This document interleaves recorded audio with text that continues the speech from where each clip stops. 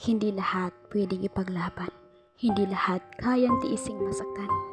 Hindi lahat nagbubulag-bulagan. Hindi lahat kayang magtanga-tangahan. Pasensya na, masakit na.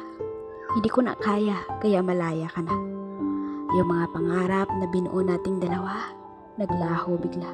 Yung mga pangako na binitawan, isa na lamang salita. Malaya ka na kahit hindi ko kaya. Malaya ka na dahil malabo na. Malabo nang madugtungan pa. Naalala ko pa nung una mong binitawan ang salitang mahal kita. Nung mga araw na pinaramdam mo na ako'y mahalaga. Ngayon, patuloy ko na nga puputulin ang lubid na nagdugtong sa atin. Hindi na pipilitin na panatilihin ang relasyong binuo natin. Hindi na magmamakaawa pa. Hindi na magpapakatanga. Hindi na iiyak pa. At lalong hindi na maghahabol pa. Mahal, malaya ka na. Malaya ka nang mahalin siya. Malaya ka na maging masaya sa iba.